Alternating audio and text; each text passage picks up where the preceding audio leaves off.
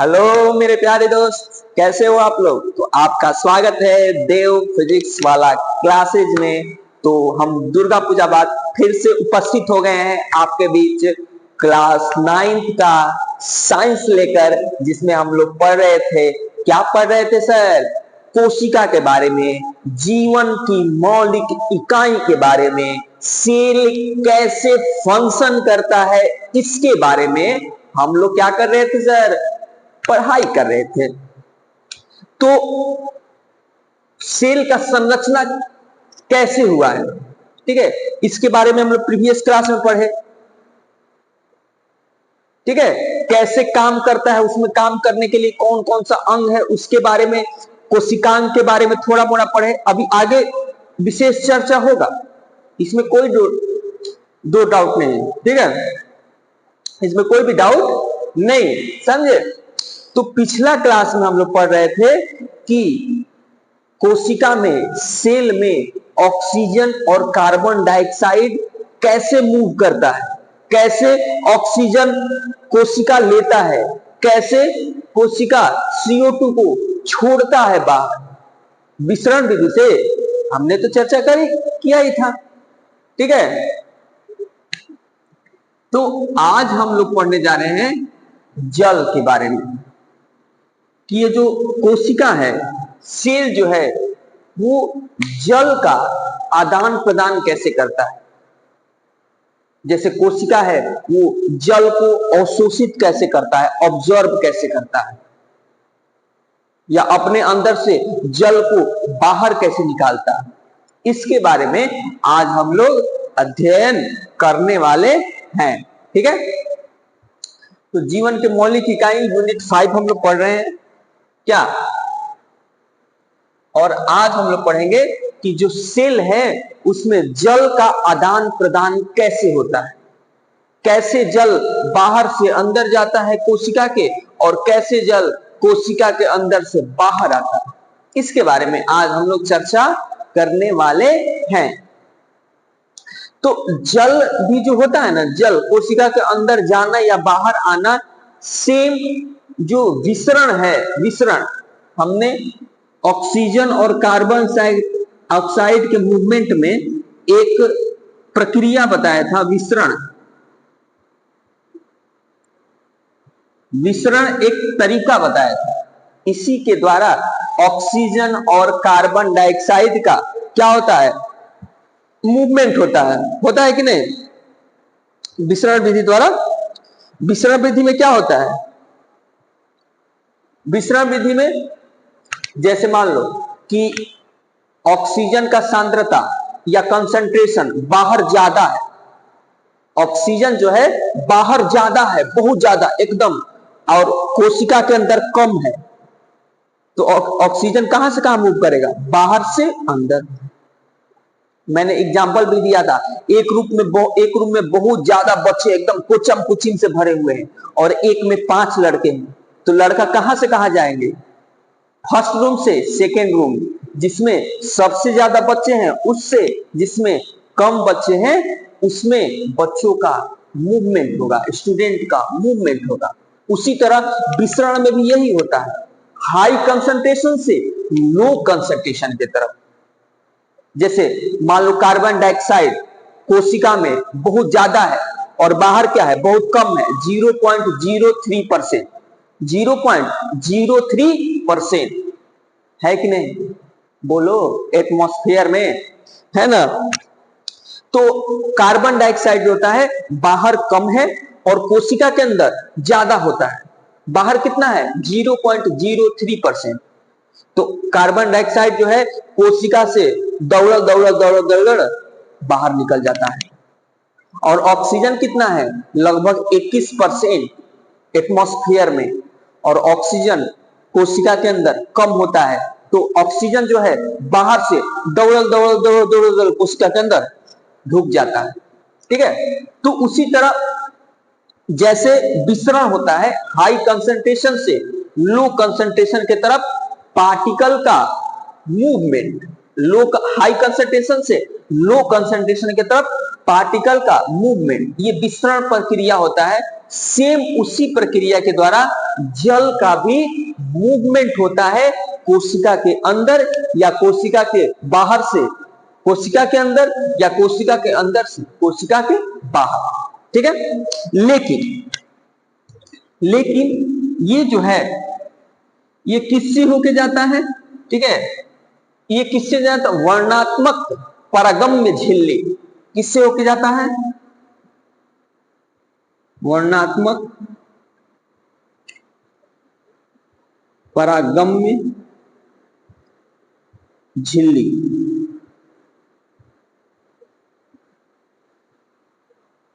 Selective permeable membrane. Selective permeable membrane क्या होता है?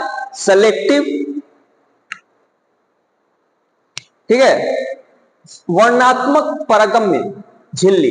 ठीक है, मतलब ऐसा नहीं है वर्णात्मक पारगम्य झिल्ली है, ऐसा नहीं है कि किसी को अंदर भेज दिया किसी को बाहर, ऐसा नहीं। सेलेक्टिव चीज को ही अंदर या बाहर आने का अलाउ करता है ये वर्णात्मक पारगम्य झिल्ली। ठीक है, जिसको प्लाज्मा झिल्ली भी बोला जाता है। ठीक है, प्लाज्मा जो झिल्ली होता है वो वर्णात्मक पारगम्य झिल्ली होता है जो कुछ ही पार्टिकल को, कुछ ही पदार्थ को बाहर से अंदर या अंदर से बाहर आने के लिए अलाउ करता है, सारे पदार्थ को अलाउ नहीं करता।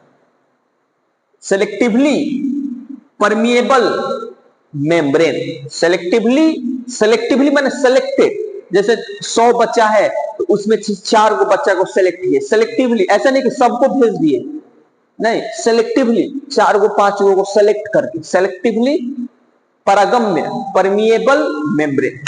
ठीक है, ये क्लियर? तो जल का जो मूवमेंट होता है कोशिका के अंदर, जल का जो मूवमेंट होता है कोशिका के अंदर वर्णात्मक पारगम्य झिल्ली के द्वारा होता है, जिसको क्या कहते हैं? परासरण कहते हैं। क्या कहते हैं इसको? परासरण। जल का जो मूवमेंट होता है कोशिका के अंदर और बाहर वर्णात्मक परागम्य झिल्ली के द्वारा होता है, जिसको क्या कहते हैं? जिसको कहते हैं परासरण कहते हैं। समझ गए?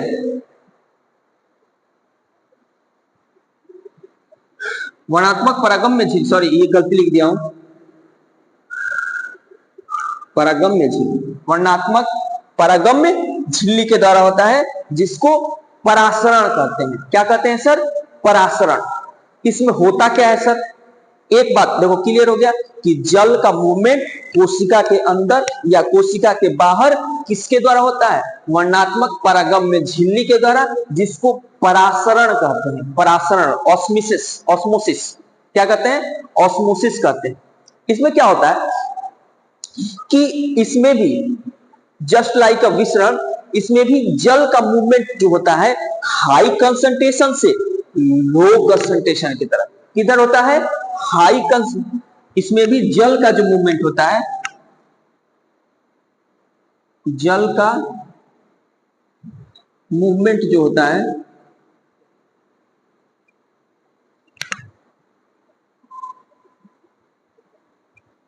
किस कहां से होता है? हाई कंसंट्रेशन से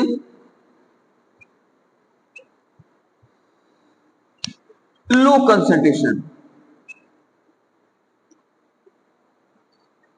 हाई कंसंट्रेशन मतलब क्या? अधिक सांद्रता। कंसंट्रेशन का हिंदी क्या होता है? सांद्रता। लो कंसंट्रेशन,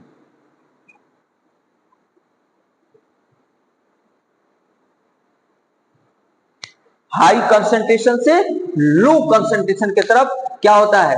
मूवमेंट होता है जल का। एग्जाम्पल बताइए सर, ऐसे नहीं समझ में आता है सर। देखो, जैसे मान लो किशमिश खाते हो? किशमिश, हाँ सर खाते हैं। किशमिश, ठीक है, खाते हो? हाँ सर खाते हैं। क्या करते हैं? इसको पानी में डाल देते हो? हाँ सर डाल देते हैं। सुबह उठने पे क्या हो जाता है? मोटा तगड़ा हो जाता है, एकदम फूल जाता है। ऐसे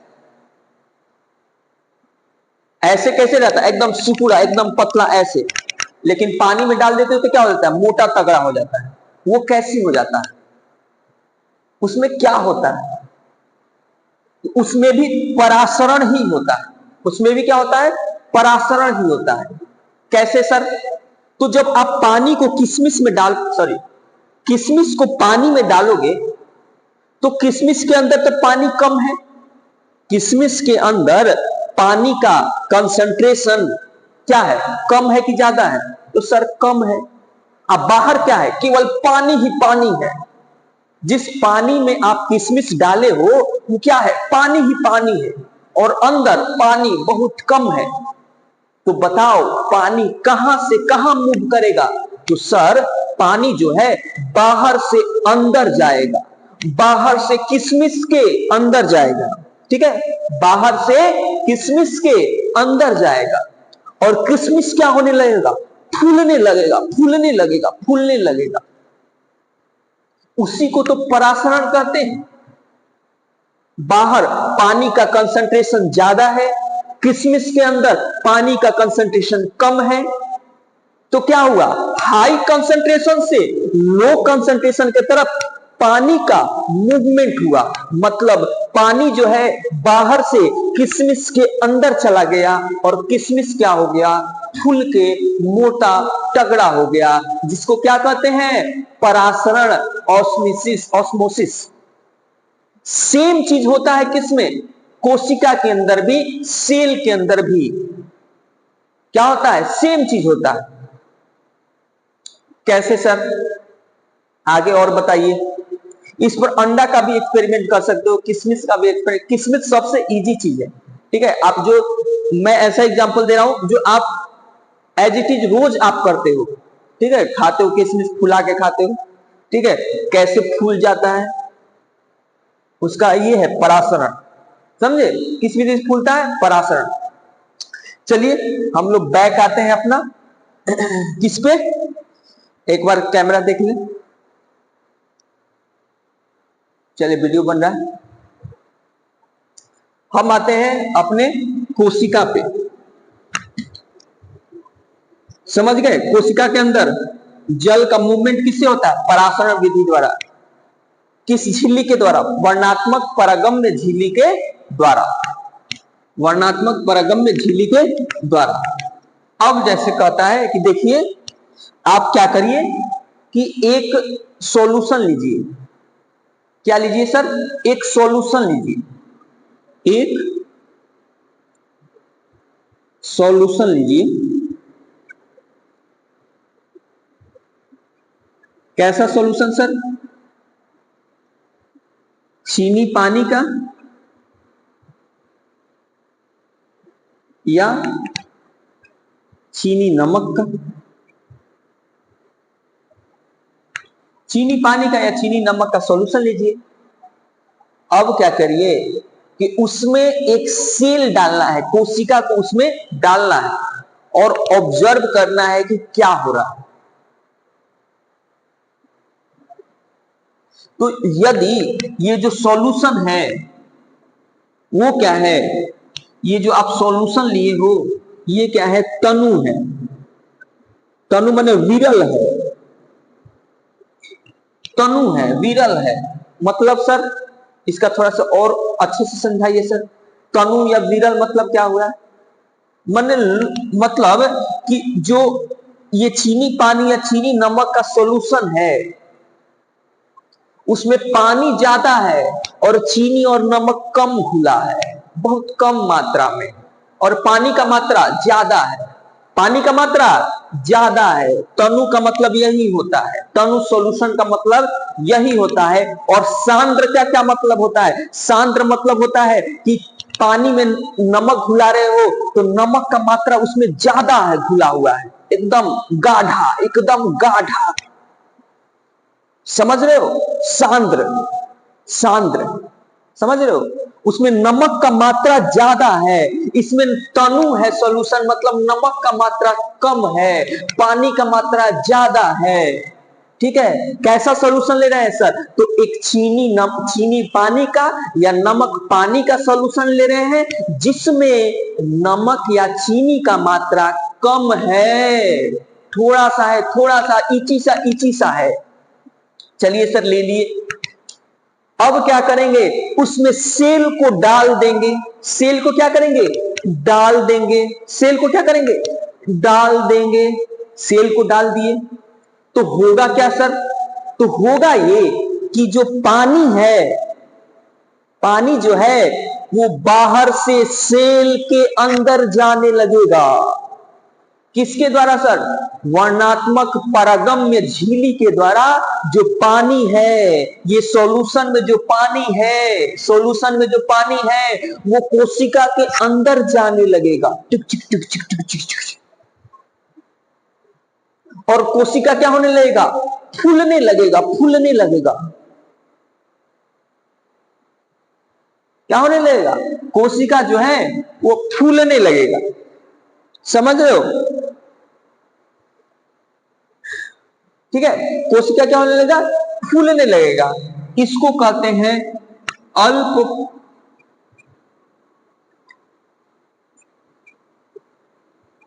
परासरण, अल्प परासरण विधि, अल्प परासरण विधि, ठीक है, जिसमें जिसमें क्या होता है, पानी जो है वो बाहर से कोशिका के अंदर जाता है और कोशिका फूलने लगता है। अल्प परासरण विधि कहते हैं, अल्प परासरण विधि कहते हैं। इसमें क्या होता है, जल सॉल्यूशन से सेल के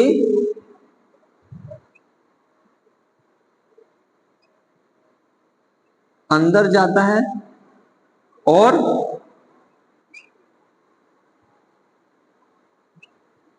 सेल क्या होता है, फूल जाता है। सेल क्या होता है, फूल जाता है, ठीक है। क्यों, क्योंकि पानी का सांद्रता, जल का सांद्रता बाहर ज्यादा है, अंदर कम है, तो बाहर से अंदर जाएगा, बाहर से अंदर जाएगा कौन, जल। किसके अंदर जाएगा, सेल के अंदर जाएगा। उसको क्या बोलते हैं, अल्प परासरण विधि बोलते हैं, अल्प परासरण विधि बोलते हैं।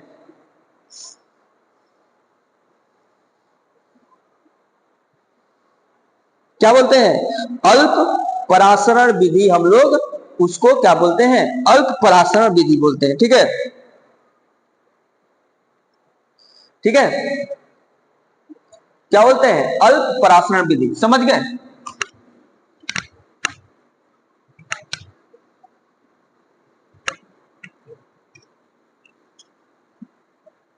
देखो ऐसा नहीं है ना कि कुछ थोड़ा मात्रा में जल बाहर, अंदर से बाहर भी आ रहा होगा थोड़ा मात्रा में, ठीक है, क्योंकि जो जल है अंदर से बाहर और बाहर से अंदर दोनों आने जाने के लिए एकदम स्वतंत्र होता है, आजाद होता है, ठीक है। अंदर से बाहर, कोशिका के अंदर से बाहर और बाह्य पर्यावरण से अंदर, कोशिका के अंदर से बाहर और बाहर से अंदर जाने के लिए स्वतंत्र है जल। लेकिन मान लो कि थोड़ा मोड़ा आ रहा है बाहर और ज्यादा मात्रा में अंदर जा रहा है पानी, अफेक्टेड कौन होगा, जो जल बाहर से अंदर जा रहा है। कोशिका अपने आप क्या हो जाएगा, फूल जाएगा, समझ रहे हो, कोशिका क्या हो जाएगा, फूल जाएगा। उस विधि को क्या बोलते हैं, अल्प परासरण विधि। क्या बोलते हैं, अल्प परासरण विधि। तो अल्प परासरण विधि में क्या होता है, जल जो होता है बाहर से कोशिका के अंदर जाता है और कोशिका क्या होता है, फूल जाता है, ठीक है। कोशिका को कहां रखते हैं सर, तो कोशिका को एक तनु सॉल्यूशन में रखते हैं, जिसमें तनु सॉल्यूशन किसका है सर, नमक या चीनी का तनु सॉल्यूशन लेते हैं, जिसमें नमक और चीनी का मात्रा कम और जल का मात्रा ज्यादा है, तो उसको तनु सॉल्यूशन बोलते हैं, मतलब लो कॉन्सेंट्रेशन है उसका, तनु सॉल्यूशन, ठीक है। अब मान लेते हैं, क्या मान लेते हैं कि जो जल का सॉल्यूशन है, जल का सॉल्यूशन है, उसमें उसमें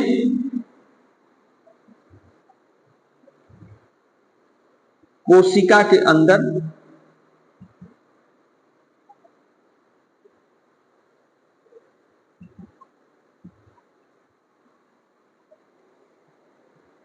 जल का सांद्रता और कोशिका के बाहर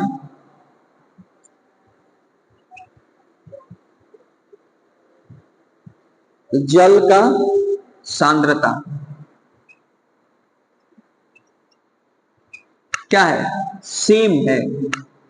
जितना जल का सांद्रता कोशिका के अंदर है उतना ही जल का सांद्रता कोशिका के बाहर है। दोनों तरफ बराबर है।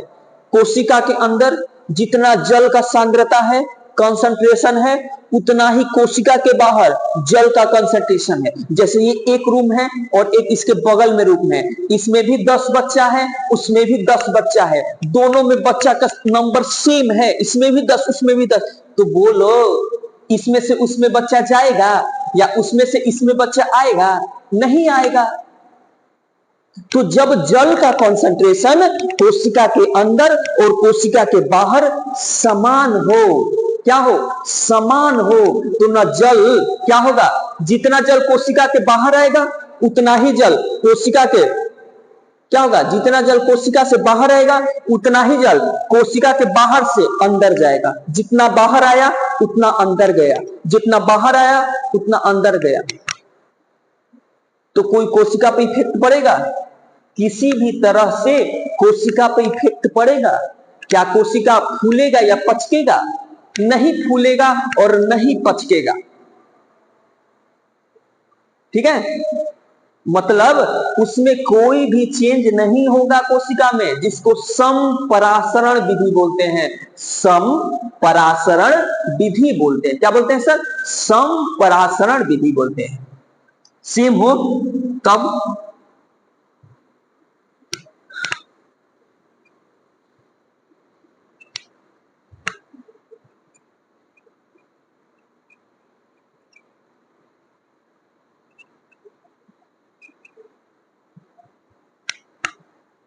जिसको समपरासरण विधि बोलते हैं।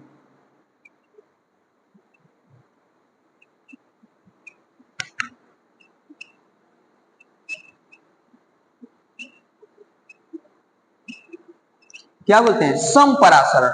मतलब दोनों तरफ कोशिका के अंदर और कोशिका के बाहर कंसंट्रेशन सेम है ना, तो क्या होगा? जल का मूवमेंट नहीं होगा। तुम अपने जगह स्थिर रहो भैया, हम अपने जगह स्थिर जाते हैं। तुम अपने रूम में, वैसे मान लो 2 रूम है, एक रूम में 10 लड़का, इसमें भी 10 लड़का, तो क्या करते? तू 10 को स्थिर रहो, तू 10 को स्थिर रहो, ना ए में से ओ में जाएगा ना उसमें से इसमें आएगा, तो क्या होगा? मूवमेंट नहीं होगा। उसको क्या बोलते हैं? समपरासरण विधि बोलते हैं। ऐसे भी बोल सकते हैं इसको, ऐसे भी बोल सकते हैं कि जैसे मान लो कि कोशिका है, दोनों जगह कंसंट्रेशन सेम है, बाहर भी कंसंट्रेशन सेम है, अंदर भी कंसंट्रेशन सेम है। ठीक है, तो मान लो कि उस बाहर से, ठीक है, जितना पानी कोशिका के अंदर जाएगा, ठीक है, उतना ही पानी कोशिका के अंदर से बाहर आ गया। जितना बाहर से अंदर गया उतना ही अंदर से बाहर आ गया। कोई चेंजिंग नहीं होगा। जैसे मान लो कि यहाँ पे 10 लड़का है और उस रूम में भी 10 लड़का है, यहां से 2 लड़का उस रूम में गया, ठीक है, तो कहेगा अरे यार उसमें तो 12 को हो गया, इसमें तो 6 8 क्या है, 8 को है, उसमें से 2 लड़का और निकल के इसमें आ जाएगा। तो मूवमेंट हुआ, बच्चों का मूवमेंट हुआ, 2 लड़का इसमें से उसमें गया, उसमें से भी 2 लड़का इसमें आ गया। लेकिन ओवरऑल रिजल्ट देखिए, क्या देखें? ओवरऑल रिजल्ट देखें तो ये बताओ कि क्या कुछ चेंजिंग हुआ? पहले भी इसमें 10 लड़का था, उसमें भी 10 लड़का था, अब भी इसमें 10 लड़का है, उसमें भी 10 लड़का है। तो इसको क्या बोलते हैं? समपरासरण विधि। क्या बोलते हैं? समपरासरण विधि बोलते हैं। ठीक है, नेक्स्ट देखते हैं आगे, अति परासरण विधि। इसमें क्या होता है? अति परासरण, अति परासरण विधि, ठीक है, अति परासरण विधि। इसमें क्या होता है? इसमें क्या होता है? जल का सांद्रता कोशिका के अंदर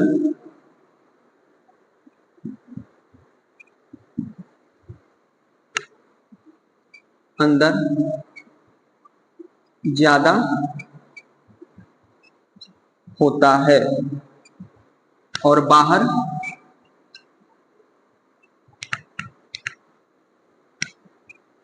जल का सांद्रता कम होता है।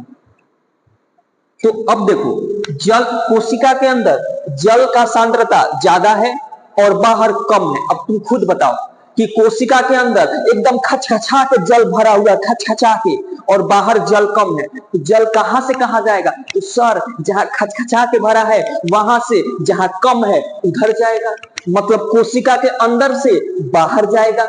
मतलब क्या होगा? पहले खचखचा के भरा हुआ तो फूलल था, अब क्या होगा? अब जब जल उसमें से बाहर निकल के, सॉरी, जल कोशिका से बाहर निकलेगा तो सिकुड़ जाएगा। सिकुड़ जाएगा कि नहीं?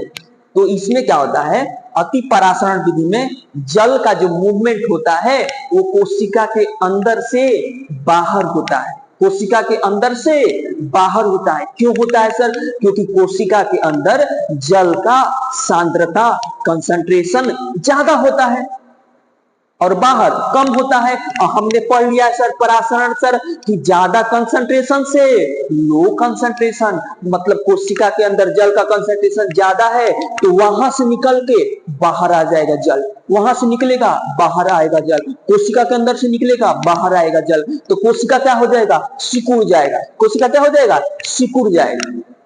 कोशिका क्या हो जाएगा? सिकुड़ जाएगा, जिसको क्या बोलते हैं? अति परासरण विधि।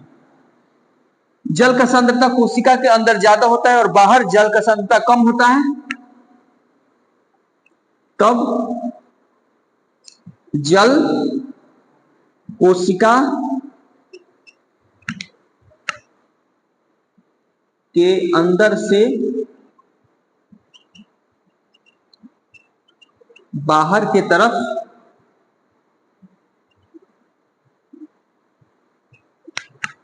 मूवमेंट करता है।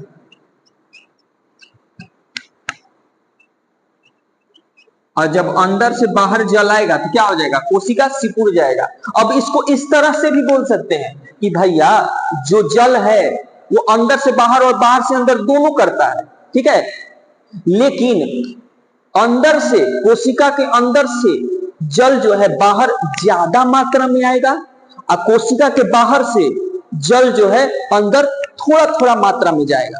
बाहर से अंदर थोड़ा थोड़ा मात्रा में, अंदर से बाहर ज्यादा मात्रा में। तो क्या होगा? ये थोड़ा थोड़ा जा रहा है और बहुत ज्यादा मात्रा में बाहर निकल रहा है, तो ओवरऑल किसका इफेक्ट होगा? कोशिका के अंदर से जल जो ज्यादा मात्रा में बाहर निकल रहा है, धीरे धीरे कोशिका क्या हो जाएगा? सिकुड़ने लगेगा। धीरे धीरे कोशिका क्या हो जाएगा? सिकुड़ने लगेगा। इसी को कहते हैं अति परासरण विधि। क्या बोलते हैं? अति परासरण विधि। मतलब कोशिका के अंदर जल अति हो गया, ज्यादा हो गया, तो क्या होगा? जल कोशिका से बाहर आ जाएगा और कोशिका सिकुड़ जाएगा। इसका बेस्ट एग्जांपल आप ऐसे भी समझ सकते हो, जैसे मान लो कि किशमिश को पानी के अंदर रखे हो, किशमिश फूल गया, हाँ सर फूल गया है, अब क्या करो? उसको एक ग्लास में खूब नमक घोलो, खूब ज्यादा मात्रा में नमक घोलो, खूब ज्यादा मात्रा में नमक घोलो, घोल लिए सर। अब उसमें क्या करो? फूले हुए किशमिश को डाल दो, फूले हुए किशमिश को डाल दो। क्या ऑब्जर्व करोगे? धीरे धीरे धीरे धीरे क्या होगा? किशमिश से पानी बाहर निकल जाएगा और किशमिश सिकुड़ जाएगा। ऐसा क्यों हुआ सर? क्योंकि उस किशमिश के अंदर पानी का कंसंट्रेशन ज्यादा है, शुद्ध पानी है तो कंसंट्रेशन ज्यादा है, और बाहर क्या है? सॉल्यूशन है नमक और पानी का, जिसमें नमक का मात्रा ज्यादा है और पानी का मात्रा कम है। नमक का मात्रा ज्यादा है और पानी का मात्रा कम है, ठीक है, क्योंकि क्या बोले हैं कि एक गिलास पानी लो, उसमें खूब नमक घुलाओ, खूब नमक घुलाओ, खूब नमक घुलाओ, तो उसमें पानी का मात्रा कम है और नमक का मात्रा ज्यादा है, और किशमिश के अंदर पानी का मात्रा ज्यादा है ना, और नमक का मात्रा न के बराबर होगा। तो किशमिश के अंदर पानी का कंसंट्रेशन ज्यादा है और बाहर पानी का कंसंट्रेशन कम है, तो क्या होगा? जो जल है किशमिश के अंदर से बाहर आने लगेगा और किशमिश सूख जाएगा। ठीक है। तो सेम यही चीज होता है कोशिका के अंदर, जिसको अति परासरण विधि कहते हैं। यदि कोशिका के अंदर जल का कंसंट्रेशन ज्यादा हो जाए, जल का कंसंट्रेशन मतलब क्या हुआ, जैसे कोई भी सॉल्यूशन है ना, कोई भी सॉल्यूशन, उसमें ज्यादा मात्रा किसका है, जैसे मान लो कि 1 गिलास पानी है और उसमें थोड़ा सा नमक मिला दिए, तो नमक तो थोड़ा सा है, पानी ज्यादा है, उसमें मतलब पानी का कंसंट्रेशन ज्यादा है, समझ रहे हो। और 1 गिलास पानी, उसमें 10 चम्मच नमक मिला दिए, तो उसमें नमक का कंसंट्रेशन ज्यादा हो गया, अब पानी का कंसंट्रेशन कम हो जाए, समझ रहे हो। बात क्लियर हो रहा है, कंसंट्रेशन इस बात की मैं बात कर रहा हूं, ठीक है। तो जब भी कोशिका के अंदर कंसंट्रेशन जल का ज्यादा हो जाए और बाहर कम हो जाए, तो जल जो है अंदर से, किसके अंदर से, कोशिका के अंदर से बाहर आने लगेगा, बाहर आने लगेगा, और कोशिका क्या हो जाएगा, सिकुड़ जाएगा, जिसको क्या बोलते हैं, अति परासरण विधि, ठीक है, अति परासरण विधि बोलते हैं, ठीक है। चलिए हमारा वीडियो बन रहा है, चलिए साथ दे रहा है, इसके लिए बहुत बहुत धन्यवाद। अंडा के साथ भी आप ये प्रैक्टिकल कर सकते हो, ठीक है। अल्प परासरण, सम परासरण और अति परासरण बहुत ही इंपॉर्टेंट है, बहुत ही इंपॉर्टेंट है। अति परासरण, अल्प परासरण और सम परासरण, जिसके द्वारा जल का जो कोशिका के अंदर या बाहर जो मूवमेंट होता है, उसके बेसिस पे 3 पार्ट में इसको डिफाइन किया गया है, अति परासरण, अल्प परासरण और सम परासरण। दोनों तरफ कंसंट्रेशन बराबर, तो सम परासरण, जल का मूवमेंट कहीं नहीं होगा। बाहर जल का कंसंट्रेशन ज्यादा और कोशिका के अंदर कम, तो जल क्या होगा, बाहर से कोशिका के अंदर जाएगा, अल्प परासरण। कोशिका के अंदर जल का ज्यादा और बाहर कम, तो जल कहां से जाएगा, कोशिका के अंदर से बाहर आएगा, अति परासरण। क्या बोलेंगे, अति परासरण, समझ रहे हो, क्या बोलेंगे, अति परासरण, ठीक है। आगे देखते हैं, इसको आप इसके साथ भी कर सकते हो, अंडा के साथ भी। जैसे एक अंडा ले लो, अंडा ले लो, उसको बॉयल कर दो और उसको HCl में डाल के, उसके HCl जैसे होता है HCl सॉल्यूशन, उसमें डाल के उसके खोइचिए या मतलब ऊपर वाला उजला वाला जो होता है उसको निकाल दो, ठीक है, निकाल दो, ठीक है। अब क्या होगा, उसको क्या करो कि पानी में रखो, ठीक है, उसका खोइचिया निकाल के और उसको पानी में रखो। थोड़ी देर बाद देखोगे कि वो फूल रहा है, अंडा क्या होने लगा, फूलने लगा। तो क्या होता है, बाहर पानी का कंसंट्रेशन ज्यादा, अंदर पानी का कंसंट्रेशन कम, तो पानी क्या होगा, बाहर से अंडा के अंदर जाने लगेगा और अंडा फूलने लगेगा, अंडा क्या होगा, फूलने लगेगा, ठीक है। जितने भी एक कोशिकीय जीव होते हैं ना, ठीक है, एक कोशिकीय जीव, एक कोशिकीय जीव, ठीक है, या और भी कोई भी जीव, जैसे पेड़ पौधा का जो जड़ है, ठीक है, उसमें जो जल का अवशोषण होता है ना, वो परासरण विधि द्वारा ही होता है। एक कोशिकीय जीव, जितने भी एक कोशिकीय जीव हैं,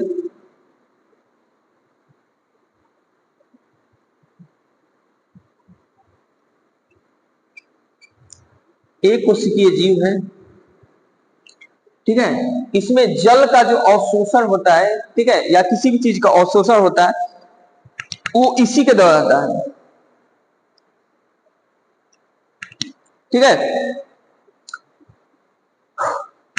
एक कोशिकीय जीव, लेकिन ये कैसे होने चाहिए, अलवणीय,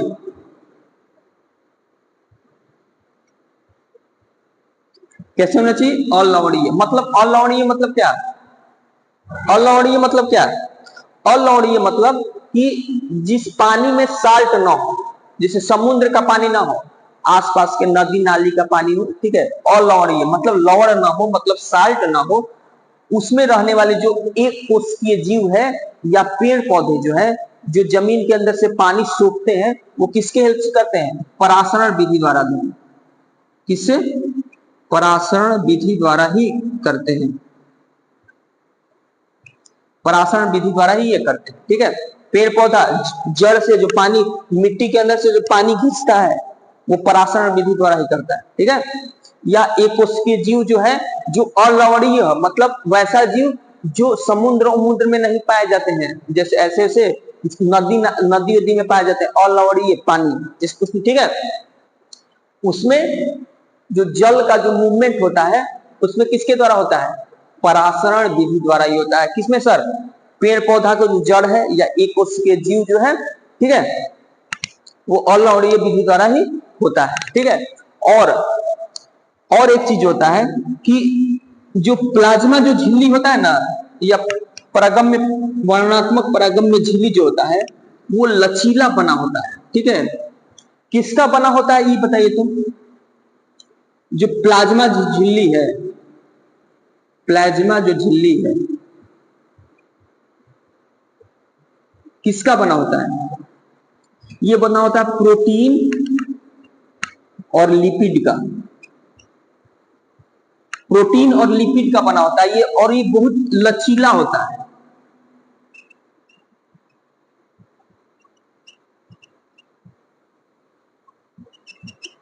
कैसा होता है? लचीला होता है, ठीक है। ताकि जो एक कोशिकीय जीव जो है ना, क्योंकि देखो एक कोशिकीय जीव जो है वो ऐसा नहीं है कि उसमें नाक कान आंख मुंह सब होता है। ये अपना जो है भोजन को या और भी कोई भी चीज जो है वो उसको ऑब्जर्व करना हो या उत्सर्जन करना हो, वो विसरण विधि द्वारा ही करते हैं। किसके द्वारा? विसरण विधि द्वारा करते हैं, ठीक है। विसरण, ठीक है, डिफ्यूजन विधि, ठीक है, डिफ्यूजन तरीका, ठीक है। और वो ये जो लचीलापन है, प्लाज्मा झिल्ली का लचीलापन है, ठीक है, वो इस विसरण विधि में हेल्प करता है ताकि एक कोशिकीय जीव जो है इजिली बाहर से कोई पदार्थ को ऑब्जर्व कर ले, ठीक है, या अपने अंदर से कोई पदार्थ को उत्सर्जित करना हो तो उत्सर्जित कर दे, माने बाहर निकालना हो तो बाहर निकाल दे। तो ये जो प्लाज्मा झिल्ली जो है ये हेल्प करता है। मैं पिछले क्लास में बताया था कि प्लाज्मा जो झिल्ली है ये बाहर की तरफ, आवरण की तरफ, मतलब कवर की तरफ काम करता है कोशिका के, कि किसको बाहर जाना है या किसको बाहर से अंदर आना है, ये इसको प्रोटेक्ट करता है प्लाज्मा झिल्ली कोशिका को।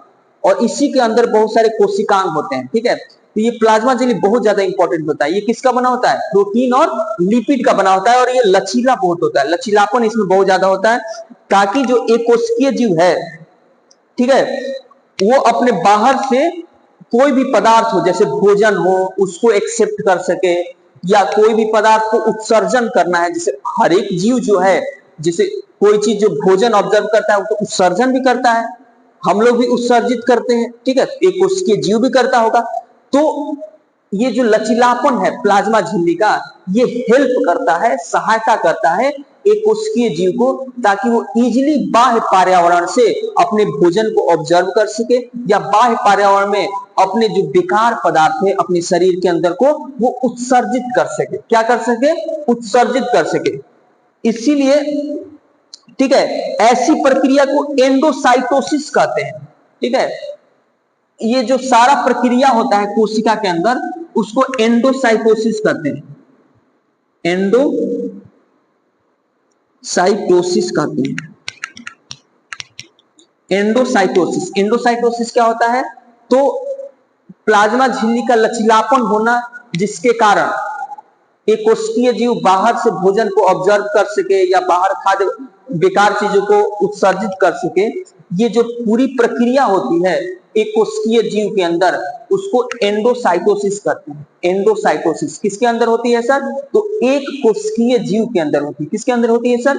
एक कोशिकीय जीव के अंदर होता है, ठीक है, जिसके हेल्प से विसरण द्वारा ये क्या करते हैं? भोजन को ऑब्जर्व करते हैं या उसको क्या करते हैं? बाहर उत्सर्जित पदार्थ को निकालते हैं, ठीक है। तो इतना चीज समझ में आ गया है। यदि कोई डाउट हो तो जरूर कमेंट सेक्शन में बताइएगा, पूछिएगा, ठीक है। इसको मैं फिर से कल एक्सप्लेन कर दूंगा शुरू में आके। और वीडियो अच्छा लगा तो लाइक करें, सब्सक्राइब करिए, ठीक है, ताकि हमें भी मोटिवेशन मिले और भी वीडियो बनाने के लिए। जय हिंद, जय भारत।